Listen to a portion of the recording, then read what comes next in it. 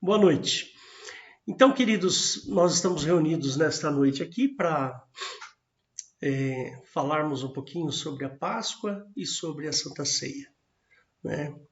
E o tema é porque nós fomos comprados por um bom preço. E esse texto está lá em 1 Coríntios 6:20. Se você é novo, apareceu aqui pela primeira vez, saiba que nós somos uma igreja cristã evangélica e nós nos reunimos periodicamente, todo domingo às 18 horas, então você é nosso convidado, tá bom? Então aproveita esse momento glorioso. Eu tenho várias pessoas aqui ouvindo essa palavra, então você é mais um que vai ouvir também, tá bom? Então vai ser bastante esclarecedor. Muito bem. Nós somos comprados por um bom preço, né? Eu queria que você abrisse a sua Bíblia em 1 Coríntios 6:20, por favor. Richard, você pode abrir para mim ou você quer que eu abra aqui?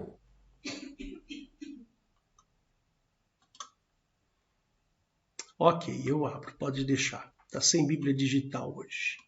Então vamos compartilhar a tela aqui com vocês. Só um segundinho para eu poder compartilhar. Pronto. Está aqui. Então, 1 Coríntios 6, verso 20. Está aí. Porque fostes comprados por bom preço, glorificai, pois, a Deus no vosso corpo e no vosso espírito, os quais pertencem a Deus. Muito bem, aqui ele tem uma afirmação importante, né? Fomos comprados por um bom preço. Então nós temos vários detalhes aqui dentro desta frase que nós vamos analisar hoje, tá bom? Então presta bem atenção no que eu vou falar. Muito bem, vamos falar sobre a compra. Você já deve ter ido, por exemplo, a uma loja ou ter feito uma compra importante. Vamos imaginar assim que você comprou a sua casa, tá certo? Então você foi lá, escolheu, guardou dinheiro e você escolheu, estava dentro das suas posses, você consegue pagar aquela casa e você vai lá e compra, né? Então, quando nós compramos alguma coisa, pressupõe que você assume a posse, você transfere a posse daquilo que você compra, daquela pessoa que você está comprando para você. Então, por exemplo, quando eu comprei a minha casa, quando eu comprei essa casa aqui, eu tinha pedido a Deus, eu e a Rosana pedimos a Deus, falamos, Deus, nós precisamos ter uma casa. E nós tínhamos 1 mês de casado. Tínhamos casado apenas 1 mês. E aí nós pedimos a Deus, Deus, dê-nos uma casa. Favoreça para que nós possamos comprar uma casa. E nesta casa formarmos a nossa família, que é o que nós desejávamos. E aí um dia nós estávamos passando aqui nessa rua, na rua de casa. De repente paramos no meio de um buraco na rua e essa casa aqui estava à venda. E aí nós pegamos o telefone, fomos até o lugar, chegamos lá, o corretor do imóvel era crente, então ele nos abençoou. Ele falou assim, puxa vida, vocês vieram, espero que Deus abençoe vocês com essa casa. E aí nós entendemos que ele era crente. Aí quando nós nos apresentamos e éramos da igreja e tudo mais, ele pegou e falou assim, olha, tem mais uma surpresa interessante, o dono da casa também é crente.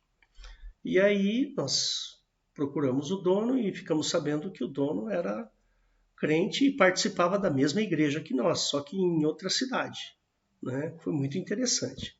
Fizemos amizade, foi muito bom, foi uma bênção. E aí compramos a casa, né? Ou seja, transferimos a posse. A casa estava no nome... Como é que era o nome dele, Rosana? Cláudio, o nome dele era Cláudio. A casa estava no nome do Cláudio e o Cláudio transferiu para mim, a posse dele para mim. Então, quando você faz uma compra, você pressupõe uma posse. E é isso que o texto está dando para a gente. O apóstolo diz que fomos comprados, ou seja, isso significa que estávamos em posse de outro. Nós pertencíamos a outro pai. Percebe? E o Senhor Jesus foi lá e nos comprou. Né? E eu já vou falar um pouquinho dessa compra. Lá em Efésios 2, do verso 1 ao 10, ele diz assim, que nós estávamos mortos nas nossas ofensas e pecados, e que andávamos sem rumo.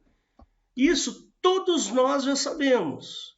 Quando você chega num lugar novo, diferente, onde as pessoas têm uma cultura diferente, você vai perceber ali que as pessoas elas andam conforme as suas vontades. Não tem assim muito segredo para isso. Cada um faz o que quer. Sei lá, você está numa empresa nova, num trabalho novo, você chegou lá e as pessoas estão lá trabalhando, fazem o que elas querem. Mas vamos ver o que está escrito em... eu vou abrir na Bíblia eletrônica aqui. Vamos ver o que está escrito lá em Efésios capítulo 2, verso 1 em diante. Vamos lá para Efésios 2. Ele fala assim: e vos vivificou, estando vós mortos em ofensas e pecados, e que em outro tempo andaste segundo o curso deste mundo, segundo o príncipe das potestades do ar, do espírito que agora opera nos filhos da desobediência, entre os quais todos nós também antes andávamos nos desejos da nossa carne, fazendo a vontade da carne e dos pensamentos, e era por natureza filhos. Está aqui, ó. Aqui, ó, filhos da ira. Filhos da ira. Percebe? E outra, ele está falando aqui, ó. Segundo, que em outro tempo andastes segundo o príncipe das potestades do ar e do espírito que agora opera, ou seja, esse espírito maligno, opera nos filhos da desobediência. Então tá aí. Nós precisávamos mudar as nossas condições de vida, a nossa condição.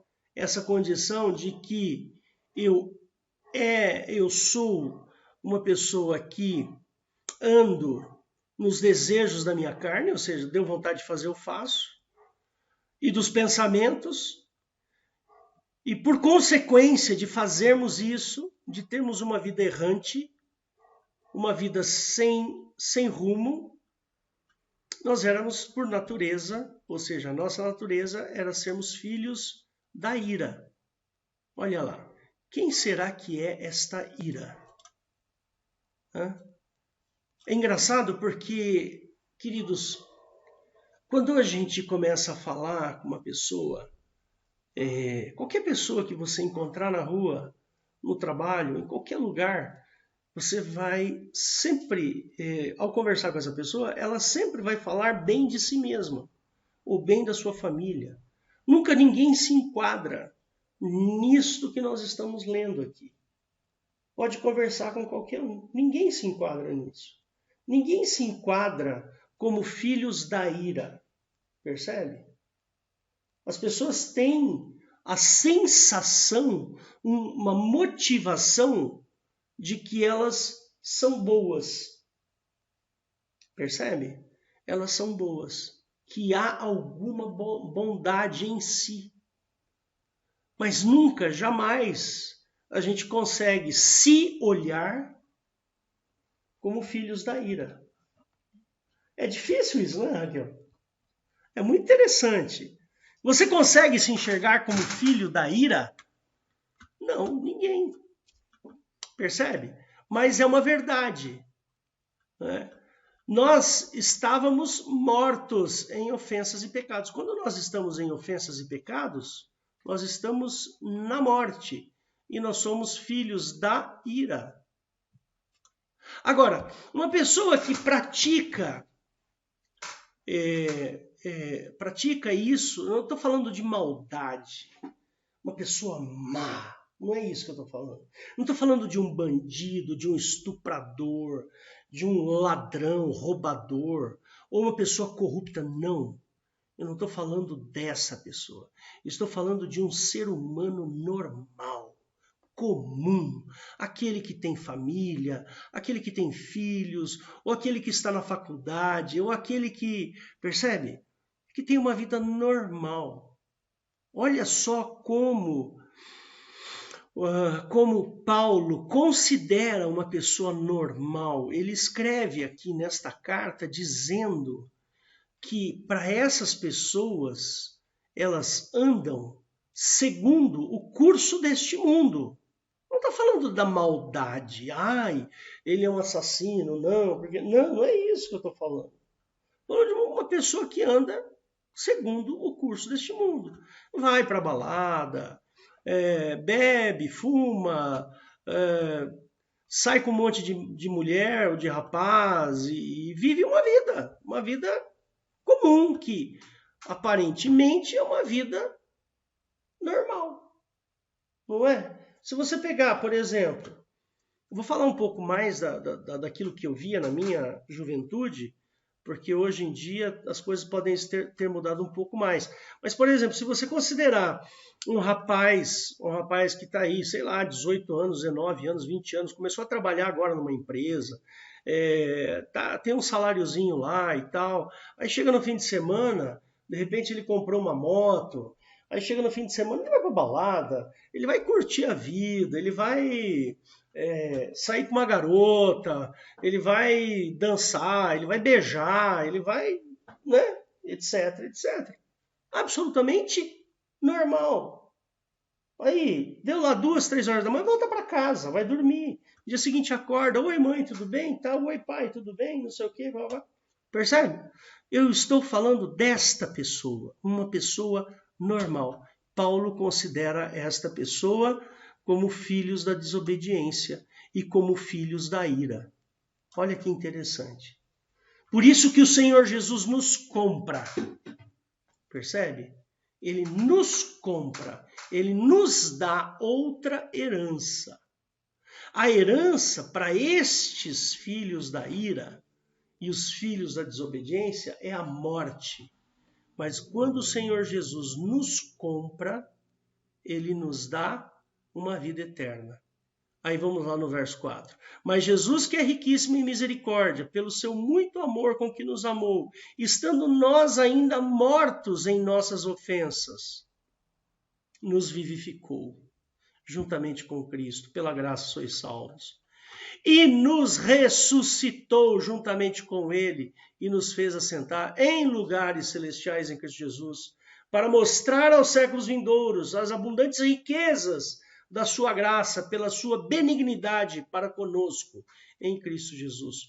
Porque pela graça sois salvos por meio da fé. Isto não vem de vós, é dom de Deus, mas não vem das obras, para que ninguém se glorie, porque somos feitura sua, criados em Cristo Jesus para as boas obras, as quais Deus nos preparou para que andássemos nelas. Então tá aí. Essa é a questão. E aí? Percebe? Às vezes nós nos achamos bons, mas vivemos em pecado, nós estamos mortos. Você pode ser uma boa pessoa, você pode estar bonitinho aí, né? Você tem aí a sua vida, você paga imposto, você trabalha, você faz um monte de coisa, percebe? Mas para Paulo você é considerado um filho da ira. Muito bem. Quando vamos comprar alguma coisa, vamos imaginar aqui uma casa, por exemplo. Nós precisamos dispor de muito dinheiro para que, na maioria das vezes, foi ganhado com muito sacrifício. Muitas vezes esse sacrifício é dolorido. Dói. Você trabalha para chuchu. Eu lembro, irmãos, vou contar aqui uma historinha bem rápida para vocês. Eu lembro que quando nós compramos esta casa, nós fizemos alguns malabarismos para poder arrumar o dinheiro, né, Rosana? Fizemos um malabarismo total. Nós estávamos bem naquele período de hiperinflação na época do Sarney, acho que era Sarney, né? Mas foi assim, coisa de meses antes de vir o Plano Real, aquela história toda que perdeu, muita gente perdeu dinheiro e tal. Bom, eu sei que Deus nos guardou. Essa casa, nós estávamos com uma inflação de 80%, 70%, 60% ao mês, e eu lembro que quando nós ficamos sabendo do preço da casa, nós pegamos e fomos atrás do dinheiro. Eu lembro que eu tinha um carro e a Rosana também tinha um carro. O que mais que a gente tinha? Eu tinha um telefone. Naquela época o telefone custava uma fortuna, irmão. Era o preço de um automóvel hoje. Eu tinha um telefone. Nós vendemos o telefone, vendemos os 2 carros. A Rosana fez um acordo na empresa para pegar o fundo de garantia e conseguiu pegar o fundo de garantia. Aí nós emprestamos também mais algum dinheiro e tal. Ela tinha um terreno, a Rosana tinha um terreno. A Marília, minha cunhada, comprou o terreno para que a gente pudesse comprar a casa. Compramos a casa, irmãos. Deus abençoou. Em um mês, a gente precisava arrumar todo o dinheiro, pagamos à vista a casa, compramos a casa. Foi uma aventura, uma coisa assim muito interessante. Aí, nós precisávamos fazer uma reforma aqui. Precisávamos reformar a casa para a gente poder vir morar. E aí nós começamos a reforma. Bem na época que nós começamos a reforma, irmãos, como foi sacrifício? Vocês não fazem ideia. Foi muito sacrifício. Porque eu trabalhava numa empresa, aqui perto inclusive, né? Chamava SKF. Agora tem outro nome, Sandvik. Eu trabalhava lá como analista de sistemas, dava aula numa escola à noite, né? Eu era professor à noite, a Rosana também dava aula à noite. E aí eu comecei a trabalhar de fim de semana, dando consultoria numa empresa. E todo sábado e domingo, irmãos, eu passava o dia inteiro trabalhando numa empresa, dando consultoria de informática para eles. E isso foram meses e meses e meses, não sei se foi mais de ano, né, Rosana? Eu acho que foi mais de ano, né? Irmãos, só sei que no finalzinho nós conseguimos todo o dinheiro que nós precisávamos para construir, para mexer na casa. Ou seja, dói, é sacrificante, é dolorido. Às vezes nós passamos por muitas dificuldades, muitas ansiedades, engole-se muito sapo. Você tem muitas privações. Percebe como dói? Às vezes para você comprar um imóvel, comprar um bem, é muito dolorido. Não foi fácil comprar essa casa aqui que nós moramos. Porém, no dia que nós fizemos a compra, nós percebemos, irmãos, que o nosso futuro estava garantido. E mais, o futuro dos nossos filhos estava garantido. E nós tivemos essa sensação boa. E assim foi. Tivemos uma sensação muito boa. Nós pensamos assim, poxa, Rosana, conseguimos. Agora nós podemos constituir a nossa família. E deu certo. Tenho 3 filhos maravilhosos, né? E tá tudo bem, né? E nós pagamos um preço bom, ajustado. Sabe o que é pagar um bom preço? É um preço que vale. Você percebe? Tem um ditado na minha terra que diz assim, que o combinado não é caro. Percebe? Então, quando o dono da casa falou assim, olha, eu quero tanto de dinheiro pela casa, tá bom, nós vamos pagar tanto. Ou seja, foi um preço bom, ajustado, bem feito, né? Então, é difícil tomar uma decisão assim como essa, né? É muito complicado. Imagina um jovem aí de 17, 18 anos tendo que se decidir por uma profissão. Eu passei aqui por 3 decisões importantes, né? O Daniel, a Raquel e a Esther. Todos agora já estão todos encaminhados, né? O Daniel e a Raquel são advogados e a Esther está fazendo odontologia. Já passaram pelas decisões, mas é um sufoco, irmãos. É muito difícil, sabe por quê? Por exemplo, o Daniel queria ser músico. Aí eu falava assim, meu Deus do céu, como é que esse cara vai ganhar dinheiro? Como é que esse cara vai se sustentar trabalhando até de madrugada, tocando em barzinho, cheio de bebida, cheio de mulher? Aí Deus me deu algumas... Depois uma outra hora eu conto as estratégias que Deus me deu para eu poder superar essa dificuldade das decisões.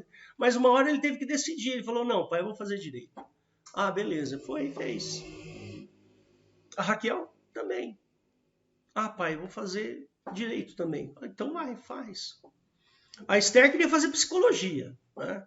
Falei, meu, e ser música, que a Esther toca piano muito bem. E aí eu queria fazer música, faculdade de música. Eu falava, meu Deus do céu, o que eu faço agora? Jesus querido. Aí, depois de muita conversa, muita lábia, não é? Foi? Ah, então não escolhe, então. Olha lá, tá reclamando ali. Mas ela fez uma decisão que cabe no coração dela, né? Isso aqui é importante. Então, meus queridos, quando Jesus tomou a decisão de nos comprar, ele considerou tudo isso. Ele passou por um sofrimento terrível, ele foi dolorido, né? Tanto é que chama o caminho que Jesus percorreu até chegar na crucificação, é chama de Via Dolorosa, lá na Itália, né? Perdão, lá lá lá no Oriente Médio, lá em Israel. Nossa, me faltou a palavra. Errou o lugar, hein? Jerusalém. Faltou a palavra aqui. Muito bem. Jesus teve que tomar essa decisão. Ele tomou uma decisão de nos comprar. Quando Jesus compra a nossa vida, quando ele paga um bom preço pela nossa vida, esse preço é a vida dele. Um dia a gente vai ainda discutir isso, a gente pode discutir isso mais profundamente, mas veja bem, para que Jesus pudesse nos resgatar, ele tinha que provar que a lei que levava o homem para o inferno tinha que ser uma lei falha. Por isso que a Bíblia fala que Jesus não pecou. Jesus não cometeu pecado nenhum. Ele foi tentado várias vezes. Ele foi chumbo grosso, irmãos. Jesus foi tentado em todas as áreas da vida de uma pessoa. E a pior tentação que ele sofreu foi a dor. Sabe? A pior de todas. Porque quando Jesus é massacrado naquela via dolorosa, quando Jesus é trucidado, ele apanha que nem um... Meu Deus do céu, não dá nem para falar. Ele apanha tanto, mas dói tanto. Aquilo foi uma tentação para ele. Para ele largar tudo e falar, não quero isso aqui. Isso aqui dói demais, eu não quero. Mas ele foi lá e com muitas dores, nós cantamos agora aqui, agora há pouco. Né? Cristo levou sobre si, né, as nossas enfermidades. Né? Então, queridos, esse é o preço. Esse é o preço da vida dele. Jesus viveu para que morresse na cruz. Ele tinha isso tão bem definido na sua mente. Ele tinha isso tão bem estruturado na sua mente que ele não pensou duas vezes. Ele não imaginou outra coisa que não fosse chegar até a cruz. É muito interessante isso, uma pessoa desejar a morte. Mas ele desejou a morte por quê? Ele desejou a morte para provar que a lei do Velho Testamento era fraca e inútil. A lei do Velho Testamento ela era impotente, ela é fraca, ela não é perfeita. Percebe? Então, meus irmãos, Jesus chegou na cruz. Quando Jesus chegou naquela cruz, ele disse para Deus, Pai, está consumado. Eu fiz o que eu queria fazer. Eu comprei por um bom preço todos aqueles que me aceitarem. Perfeito? Esse é o bom preço. E agora eu vou falar um pouco de Páscoa, porque isso tem muito a ver. Né? Vou só dar uma estruturada para vocês entenderem por que a Páscoa está tão intimamente ligada com esse bom preço. Então vamos parar um pouquinho para a gente falar um pouco de história. Né? A Páscoa ela é um evento que ocorreu na época em que o povo judeu estava no Egito. Então o povo judeu estava lá, cativeiro, estavam presos no Egito, eles eram escravos lá no Egito, escravizados por Faraó. Não sei se vocês lembram, né? A chegada do povo judeu ao Egito se dá por aquele evento de José. Lembra que José foi para o Egito, vendido pelos seus irmãos? Aí ele chegou lá, ele se deu bem com o Faraó, e aí o pai dele foi lá e visitou os irmãos, visitaram. Aí o Faraó aceitou a sociedade deles, aquele momento ia ser um momento de muita fome, eles foram para o Egito. Ficaram lá no Egito 400 anos. Só que ao longo desses 400 anos eles se multiplicaram, né? Formou uma comunidade muito grande, né? E aí chega a época de Moisés, 400 anos depois de José, chega a época de Moisés, e aí Moisés vai lá e tenta resgatar o povo do Egito para levar eles para a Terra Prometida, né? Que é lá em Israel, onde hoje é Israel, né? Aquela famosa frase, né? A terra que mana leite e mel. Lembra disso? Muito bem. A Páscoa é uma palavra derivada da palavra Pessah. Pessah, em hebraico, significa passagem. Então, esse termo Pessah, ele acontece num momento daquelas 10 pragas que vocês já devem ter ouvido falar.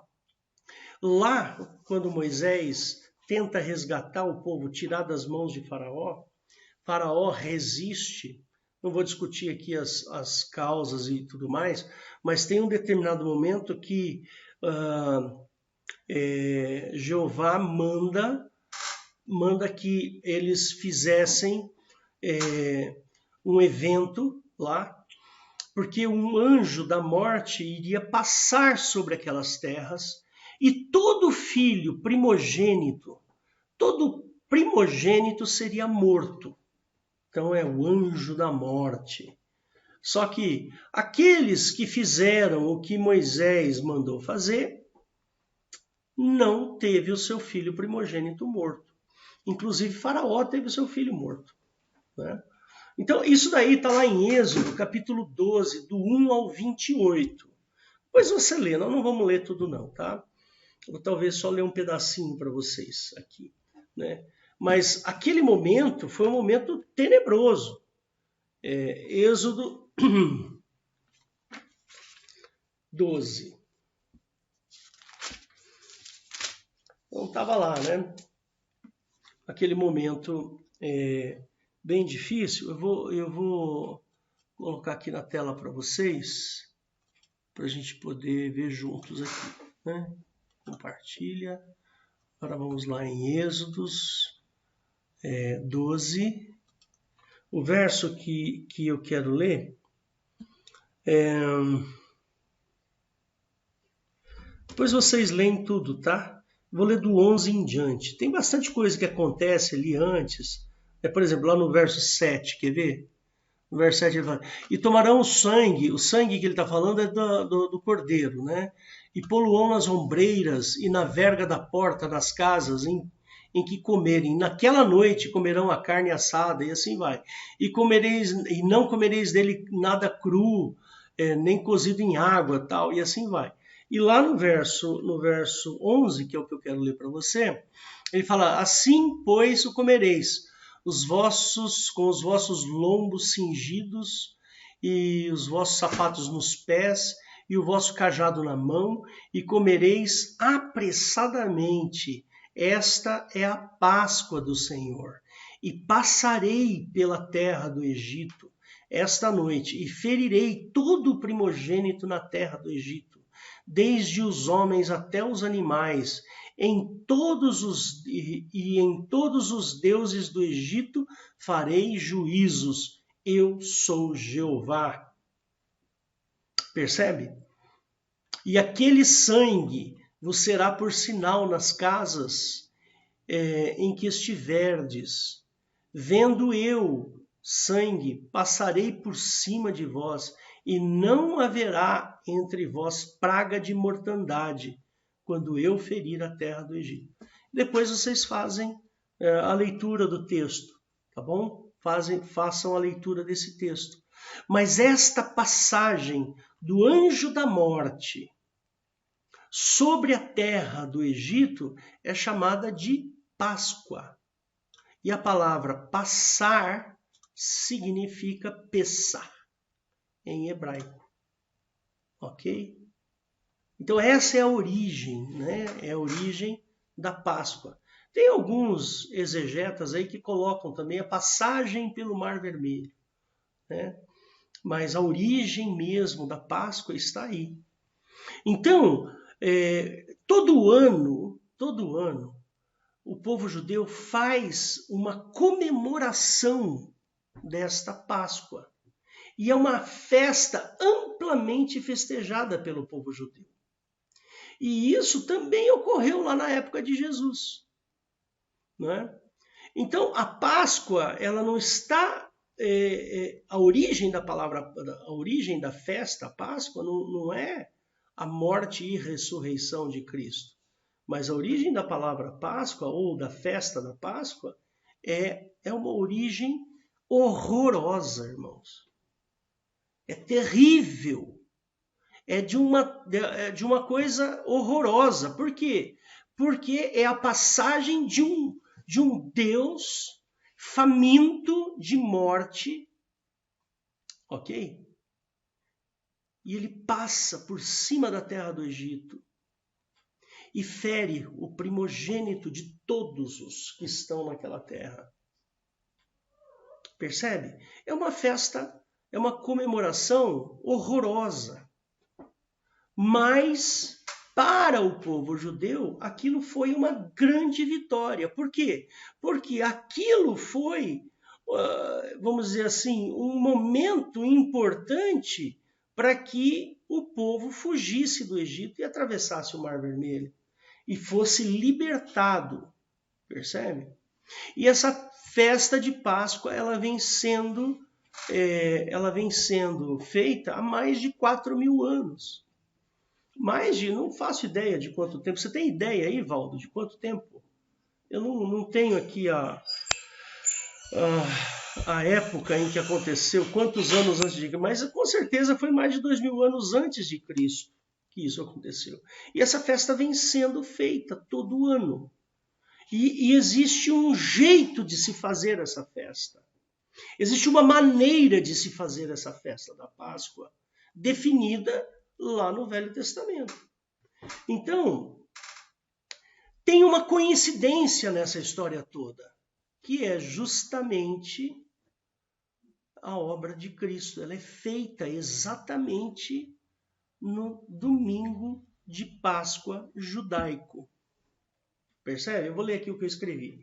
Esta festa é amplamente festejada, né, pelo povo judeu, e isso ocorreu também na época de Jesus. Ele foi, então, crucificado na sexta-feira que antecede a Páscoa judaica. Por isso que nós chamamos de Sexta-feira da Paixão, ou Sexta-feira Santa. Eu não gosto muito dessa palavra, paixão, né? Paixão remete a uma coisa, um amor meio carnal, né? Mas a paixão de Cristo foi o amor que ele teve pelo homem, né? Embora eu não goste muito dessa palavra. Mas esta festa a crucificação de Jesus acontece na sexta-feira, anterior ao da Páscoa. E o cristianismo aproveitou essa festa e incorporou essa comemoração, a comemoração deste evento, que sela a obra de Cristo, ou seja, define a obra de Cristo. Sendo assim, a data mais importante que existe no cristianismo. Ela é mais importante que o Natal, inclusive. Por quê? Porque o Natal é uma festa comercial. Não se sabe a data que nasceu Jesus. Isso nós não sabemos, ninguém sabe. Ninguém sabe se foi 25 de dezembro. Estabelece-se uma data, aquela data é a data de nascimento de Cristo, né? A Páscoa, ela tem para nós, para nossa fé cristã, ela tem uma importância até maior do que o Natal, né? Muito bem. Vou falar aqui só um pouquinho sobre algumas coisas interessantes, sobre algumas coisas relacionadas à Páscoa. A história do coelho, né? Vamos falar sobre a história do coelho de Páscoa.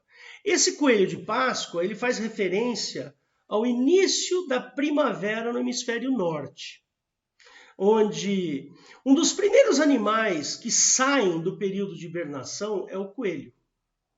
Então, numa determinada região lá, o coelhinho é aquele que sai lá e tal, a neve derrete e tal, não sei o que, e o coelhinho sai para se alimentar, procurar, e as pessoas veem o coelhinho lá.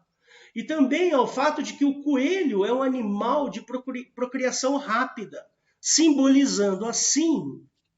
Deixa eu tirar aqui para vocês, só um minutinho. Eu esqueço, irmãos, espera só um pouco. Aqui, beleza. Então, o coelho é um animal de procriação rápida e ele simboliza, assim, então, o nascimento de uma nova vida. É isso que acontece.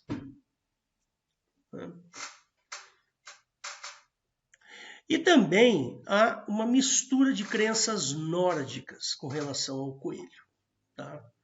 Então, pelo fato de ser lá do hemisfério norte, essa ideia é uma ideia muito antiga do coelho. O coelho representa aí, vamos dizer assim, a renovação da vida. Uma coisa que chega a ser até grotesca, né? Vamos substituir Jesus Cristo pelo coelho, né? O ovo. Por que ovo de chocolate, né? Hoje eu ganhei um ovo de chocolate. Ah, meu, uma delícia. Dona Rosana que comprou para mim lá, um ovo de chocolate. Né? Por que o ovo? O ovo é símbolo da vida, né? Então, se a gente for levar em consideração, né, a reprodução ela sempre começa, numa visão mais primitiva, a partir do ovo. E algumas nações do hemisfério norte costumam pintar os ovos de galinha, para presentear para os seus entes queridos. Então, alguns dias que antecedem a Páscoa, ou esta época, então era muito comum. A mãe pegava, cozinhava o ovo, né? Pegava o ovo cozido, para não quebrar na mão da criança, né? Ia lá e ficava pintando tal, e fazia um ovo bem bonitinho, bem desenhado, todo enfeitadinho, para dar de presente para alguém. Percebe? É mais ou menos essa ideia, né? O chocolate apareceu depois, com a introdução do comércio do chocolate. Poxa, por que fazer ovo cozido? Né? Vamos fazer ovo de chocolate assim, a gente vai ter o formato do ovo e vamos vender chocolate. E isso é maravilhoso para mim, que fabrico o chocolate. Tá certo? E o fato de os coelhos trazerem ovos de chocolate é, para as crianças, apenas uma fusão desses detalhes para dar um sentido doce e gostoso para essa data. Então você gera uma expectativa na criança, né? Eu lembro, nossa, quando eu era criança, eu tinha lá 7, 8 anos de idade, minha mãe comprava ovo de Páscoa, nós morávamos numa casa grande, bem grande, lá no interiorzão do Paraná, e nós tínhamos um quintal atrás da casa enorme.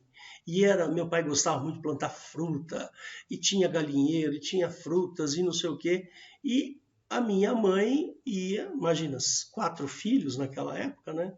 E eu era o 4º filho, tem mais uma depois, né? Mas naquela época eram 4 filhos. E aí a minha mãe escondia lá no meio do mato, lá do quintal, escondia os ovinhos de chocolate e nós, os filhos, íamos procurar. E aí a minha mãe, ai, tá frio, ai, tá quente, ai, não sei o quê. Aí chegava lá, encontrava o ovo, ficava todo feliz, todo alegre. Era assim, era desse jeito que funcionava, né? Enfim, algumas religiões aproveitaram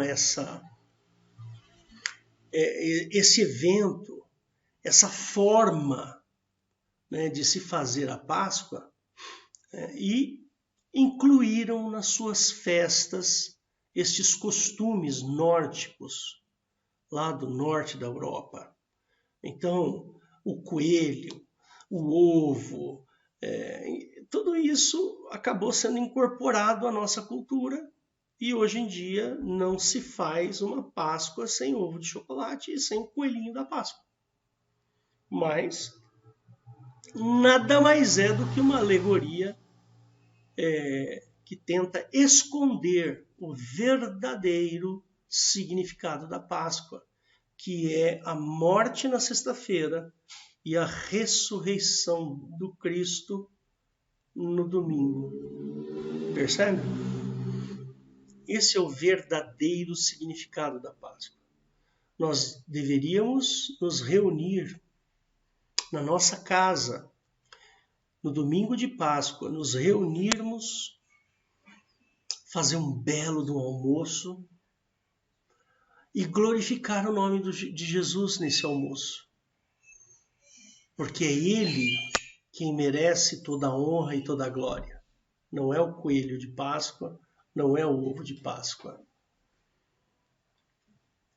É o Senhor Jesus, que subiu numa cruz por uma via muito dolorosa e morreu para que eu tivesse salvação. Conclusão. A Páscoa, a obra de Cristo, ela é um evento histórico. Nós não podemos negar isso. Alguém pode negar? Tem-se alguma dúvida sobre a existência ou o fato de que Cristo realmente existiu? Existem evidências? Sim, existem evidências, muitas evidências. O que eu me lembro aqui agora de bate-pronto é o próprio Flávio Joséfo, que foi um historiador lá do começo do cristianismo, da era cristã. Ele falou que Jesus realmente tinha ocorrido. O próprio Paulo escreveu cartas, os próprios apóstolos escreveram coisas a respeito. Percebe? É impossível que, por exemplo, Marcos tenha escrevido uma coisa e Lucas tenha escrito outra coisa totalmente contraditório ao que o outro tinha escrito. Percebe? Não, se você ler os evangelhos, os 4 evangelhos, você vai perceber que existe um entrosamento. Um confirma o que o outro faz. A obra de Cristo ela é relatada nos 4 evangelhos. O mesmo significado da obra de Cristo que existe em Mateus é o mesmo significado da obra de Cristo que existe em Marcos, Lucas e João. Cada um com a sua forma, com o seu jeito de ver, a sua escrita. Mas é um fato. Há 2000 anos que Jesus, que a obra de Cristo, que esse evento aconteceu e impactou a humanidade de uma tal maneira que até a contagem do nosso tempo aponta para esse fato. Qual fato? O fato de Jesus ter morrido na cruz e ter ressuscitado. Essa é a questão. Não existe outro fato que defina um evento, uma mudança de calendário. Não existe. Talvez lá no judaísmo eles não consideram a existência de Cristo como sendo o Messias, eles contam os anos diferentes. Lá na China, eles não consideram não consideram a obra de Cristo, eles contam de outra forma. Mas é fato que o Senhor Jesus mudou aqui no Ocidente, mudou a forma de se contar o tempo. E naquela época, aquilo impactou de maneira tão profunda que Paulo saiu pregando e as pessoas aceitaram, e assim foram criadas as igrejas, nasceram-se as igrejas. Agora é importante o seguinte, que Jesus deixou uma mensagem para nós, uma mensagem fundamental. Está lá em João capítulo 1, verso 12. Eu vou colocar aqui, porque esse verso é maravilhoso, e eu vou colocar ele para você. E agora você talvez vai entender lá em João Coloquei errado aqui, João capítulo 1, o verso 12. Mas todos quantos o receberam, deu-lhes o poder de serem feitos filhos de Deus, aos que creem no seu nome. Você tinha uma outra paternidade. Você era filho de uma outra pessoa, de um outro Deus. E a partir do momento que você crê em Cristo, aí você tem o poder de se tornar filho de Deus, mas o verdadeiro Deus, o Pai. A gente pode dizer que custou muito caro, né? Custou a vida de Cristo para que nós pudéssemos fazer parte desta herança. Quando você aceita Jesus como seu Salvador, quando você aceita a obra de Cristo na sua vida, você passa a ter uma nova herança. Você deixou de ser filho de um outro pai que não nos interessa. O filho da ira. Filhos da desobediência, você deixou de ser isso. Ao crer em Cristo, você passa a ser filho do Pai. Um pai que ama os seus filhos. Um pai que dá uma herança de vida eterna. Amém? Essa é a Páscoa. E eu quero falar um pouquinho mais ainda sobre a Santa Ceia. Eu quero comentar com vocês a respeito da Santa Ceia, porque a Santa Ceia e a Páscoa, elas estão intimamente ligadas. A Páscoa nós comemoramos uma vez por ano. Mas a Santa Ceia, ela é... Vou me dar o direito aqui de fazer uma colocação entre aspas. É uma mini Páscoa. A ceia nada mais é do que uma mini Páscoa. Mas ela tem um significado melhor. Não melhor que a Páscoa, mas melhor do que esse que eu estou falando. Né? Tá certo? Então vamos lá. Santa Ceia é um nome dado a uma atitude em memorial à morte e ressurreição de Cristo. Percebe? Páscoa comemora-se o momento em que Cristo ressuscitou. Tá certo? Que é uma festa comemorativa à ressurreição de Cristo. Agora, a Santa Ceia, ela tem o objetivo de fazer memória. É um memorial. Usa-se muito essa palavra no direito, né, Raquel? Memorial. Você vai fazer um memorial. Né? Então, quando nós fazemos a Santa Ceia, na realidade, nós estamos fazendo como um memorial da morte e ressurreição de Cristo. Não é uma refeição que você deve comer e ter a sua fome saciada, como na noite de Natal, por exemplo. Ou então o almoço da Páscoa que nós fizemos hoje. Fizemos um monte de comida. Eu e a Rosana, ficamos lá tempão fazendo comida, depois chegam os filhos, aí tem aquela comidança, aquele monte de comida a gente come, é uma delícia. Hoje tinha um monte de gente aqui em casa comendo, percebe? É diferente. Só família. Só família. E para quem tem 3 filhos, né? 3 genros e noras, e sogras, e etc. Então tinha um monte de gente, né? Não é uma refeição para você comer, para se fartar. Na Santa Ceia, o objetivo não é esse. Na Santa Ceia, que é um nome, inclusive, que eu não gosto muito, né? Eu acho que esse nome deveria ser Memorial do Pão e Vinho, né? Mas tudo bem, chama-se Santa Ceia. Já está estabelecido como Santa Ceia, né? Mas na Santa Ceia, a gente faz memorial de Cristo. Olha, nós vamos aqui nos resignar. Nós vamos aqui nos resignar e nos contristar, porque o Senhor Jesus morreu, serviu o seu corpo e o seu sangue como alimento. Não alimento de comida, mas como alimento espiritual para nós. Memorial do Pão e Vinho deveria ser o nome mais adequado para este memorial. Jesus nos deixou esse memorial para que sempre nos lembrássemos daquele momento tão difícil pelo qual ele iria passar. A sua morte e ressurreição é lembrada quase todos os momentos em que nos reunimos para um culto de adoração. Porém, esta ordenança, ela faz mais vívida e honrosa esta lembrança. Então, daqui a pouco nós vamos fazer a ceia, a Santa Ceia.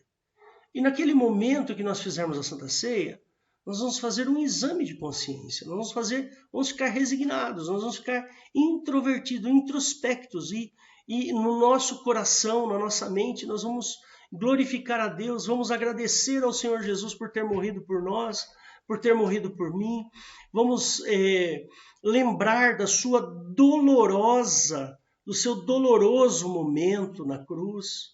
E depois nós vamos nos lembrar do seu glorioso momento da ressurreição.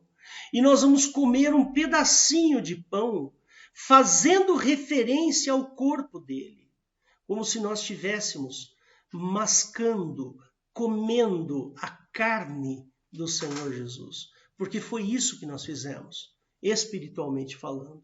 E nós vamos beber o suquinho de uva e vamos fazer referência ao sangue que Jesus verteu na cruz.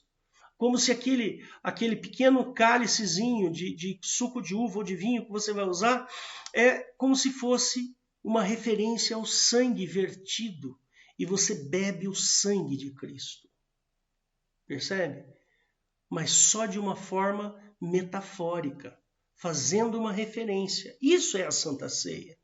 A sua morte, então, ela é lembrada nesse momento. Por isso que se chama memorial. Né? O propósito, né, que está lá em Lucas 22:19, né? Fazei isto em memória de mim. Porque todas as vezes que comerdes este pão e beberdes este cálice, anunciais a morte do Senhor até que venha, como está lá em 1 Coríntios 11:26. Então, nós vamos entender duas coisas nessa atitude. Primeiro, a ceia do Senhor é um memorial da vida, morte e ressurreição de Cristo. E a segunda coisa é reflexão sobre o alto preço que ele pagou pelos nossos pecados. Nós vamos refletir vamos pensar sobre isso. Nós precisamos manter este tema central do Evangelho sempre aqui nas nossas mentes. Percebe? E Jesus usou essa figura, esses dois símbolos, para representar o seu corpo e o seu sangue. Tá certo? E vou falar só um pouquinho sobre esses elementos. Tem muita discussão aí na internet ou nas igrejas pelos teólogos. Ah, mas o pão tem que ser pão ázimo. O pão ázimo é aquele pão sírio, sabe aquele pão sem fermento? Que é uma casquinha. Tem que ser o pão ázimo, porque o fermento representa o pecado, representa a maldade. Então tem que ser um pão sem fermento, sem maldade. E tem outros que falam, não, mas o sangue tem que ser vinho mesmo, não pode ser o suco de uva. De jeito nenhum, tem que ser vinho. Mas o que acontecia lá em Corinto, quando se fazia a Santa Ceia, era justamente o quê? O pessoal lá, comia, bebia, e o bicho ficava bêbado. E com a barrigona cheia. Percebe? Jesus usou pão sem fermento, porque era hábito naquele momento, na Páscoa, usar o pão ázimo, por causa da festa judaica. E ele usou o vinho para representar o sangue. Era vinho mesmo, vinho alcoólico. Tá? O sangue que estava para ser derramado na cruz. Ele não deixou dúvidas sobre essa questão do sacrifício. Ele não deixou nenhuma dúvida. Naquele momento que Jesus estava falando sobre o pão e o vinho, ele falou assim, porque isto é o meu sangue. O sangue, deixa eu abrir aqui, da nova aliança, derramado em favor de muitos para a remissão de pecados. Está lá em Mateus 26, 28. Depois você procura lá. Percebe? Jesus não deixou dúvidas sobre o seu sacrifício, ele não deixou dúvidas sobre a sua morte, e ele também não deixou dúvidas sobre a sua ressurreição. E esse momento da ceia é um momento de resignação, é um momento de introspecção e de reflexão. Pode-se perceber nesses relatos uma certa ordem na execução do serviço. Jesus primeiro orou para agradecer a Deus pelo pão. E então todos partilharam. Aí depois Jesus orou de novo para agradecer ao Senhor pelo cálice. E todos beberam dele. Na igreja primitiva, a ceia do Senhor, ela era comemorada de maneira particular, muito particular. Cada um na sua casa. Mas então, no momento do memorial, em comunhão com a igreja, aí todos iam lá e faziam uma espécie de cultos, alguma reunião, alguma coisa, e fazia-se então a ceia. Só que, em Corinto, o pessoal estava usando esse momento para beber, encher a cara e comer pra caramba. Tipo churrascaria, sabe? Não é? Ia lá, irmão, é self-service? Né? Uma cervejinha, não, uísque não, é um vinhozinho aí, dá para ser um Cabernet Sauvignon aí para nós, tá certo? Então, haviam distorções, você vê lá em 1 Coríntios 11, do 17 ao 34, você vai perceber que tinham distorções sobre esse memorial, pois eles se reuniam para se embriagar. Por isso, vinho. Né? Eles usavam isso. Nós, irmãos, deixa eu justificar aqui. Nós optamos por usar suco de uva. Sabe por quê? Eu vou te explicar o porquê. Não é porque o vinho é uma coisa que não pode, que não sei o quê. Não, irmãos. Eu tive uma experiência, há muitos anos atrás, eu era diácono na igreja, e nós usávamos vinho mesmo. Então, como é que a gente fazia a preparação? A gente pegava assim um jarro bem grande, que a igreja era grande, tinha 400 pessoas em cada culto. A gente pegava um jarro bem grande, virava lá um sangue de bois, um sangue de boi, né? Botava água, açúcar, misturava e aquilo era que ia ser servido no copinho.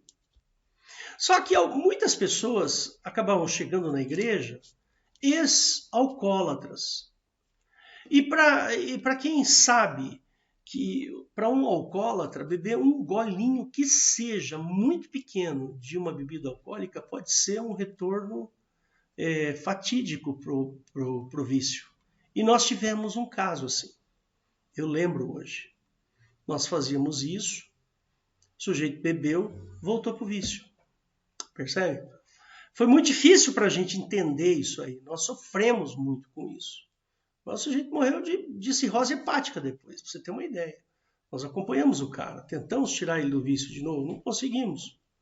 Então nós optamos pelo suco de uva, justamente por esse fato, só por isso.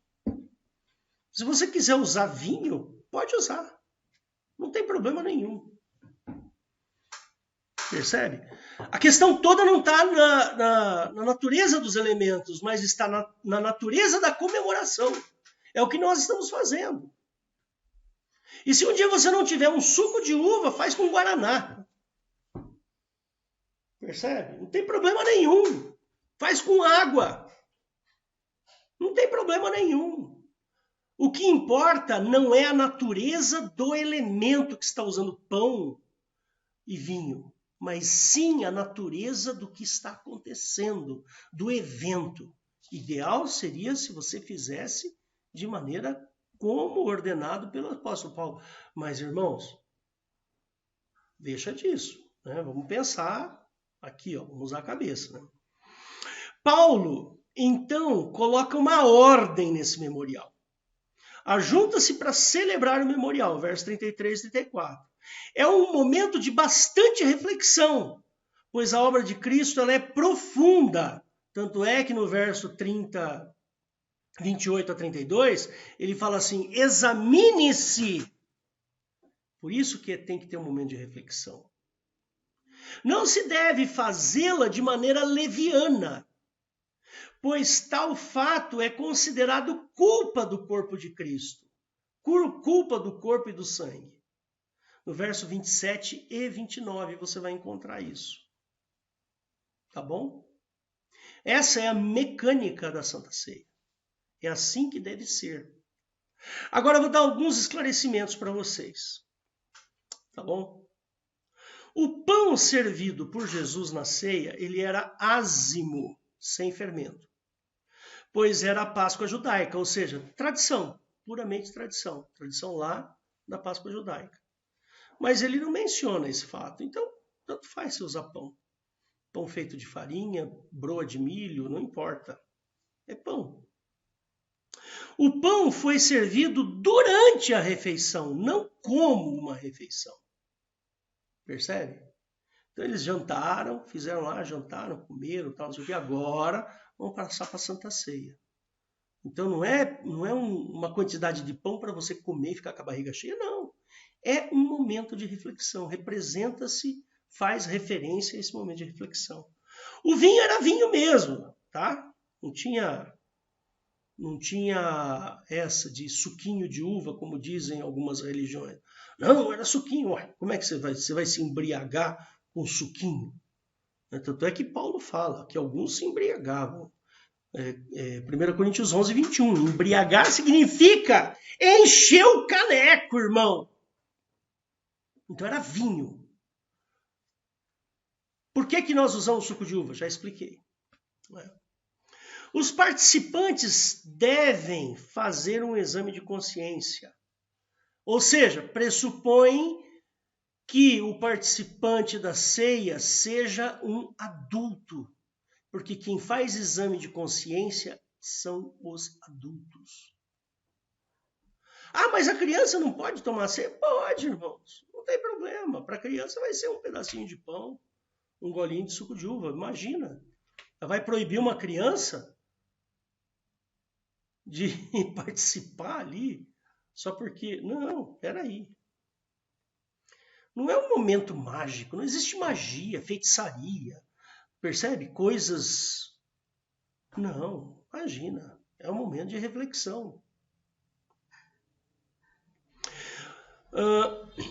Os participantes da Santa Ceia eram membros, pois foi uma carta dirigida especialmente para a igreja de Corinto, que tinha um monte de distorções lá, tinham problemas muito sérios. Agora, chega um visitante na igreja, você vai proibir o visitante de tomar Santa Ceia? De jeito nenhum. Santa Ceia não está envolto de magia. Não. É um momento particular nosso de reflexão com relação ao Senhor Jesus. Muito bem. Não há periodicidade estabelecida. Não foi estabelecida uma... Façam a Santa Ceia toda uma vez por mês, ou a cada 4 meses, ou bimestralmente, ou anualmente. Não existe periodicidade. Ou seja, nós escolhemos a periodicidade. E nós, aqui da Igreja de Interlagos, escolhemos que será feito sempre, uma vez por mês, no primeiro domingo do mês, faremos a Santa Ceia. Quer fazer mais uma? Quer fazer todo domingo? Quer fazer todo dia? Tudo bem. Não há magia na atitude, percebe? Do tipo, pão vira carne e o vinho vira sangue. Isso não existe. Percebe? tem até uma teoria da transubstanciação, uma teoria católica. Quando você come o pão, quando o pãozinho chega no seu estômago, ele vira carne de Cristo. Não. Isso não existe. Tá? Isso é superstição. E a gente tem que lembrar que a Santa Ceia é um momento particular, é um momento da igreja local, uma coisa particular nossa. Nós vamos fazer e vamos amar esse momento e vamos refletir sobre ele. Mas a nossa prática, nós optamos, a nossa prática é a seguinte, né? E aí todos concordaram e a gente já vem por tradição fazendo isso há 10 anos, né? Então será sempre uma vez por mês, né? Não será criado qualquer tipo de encantamento ou celeuma em torno deste memorial. Percebe? E se as crianças quiserem participar, elas participam numa forma de um lanche, comendo um pão e bebendo um suquinho de uva. Você não vai dar vinho para uma criança, de jeito nenhum. Né? Então, irmãos, a última coisa é a seguinte: será advertido que é um momento particular da nossa igreja. Porém, é aberto para quem quiser, qualquer adulto que quiser, que examine-se e que seja uma pessoa crente, convicta em Jesus.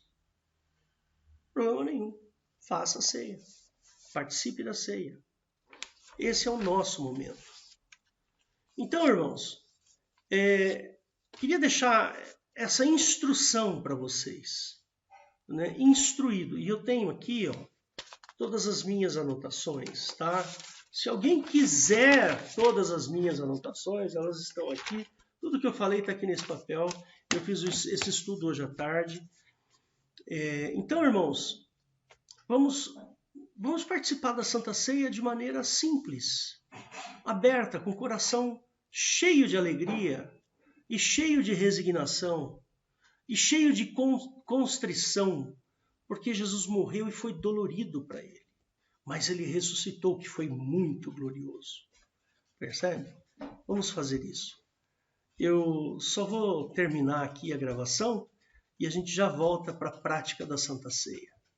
Eu queria pedir para o irmão Valdo aí, se você puder operar, eu agradeço.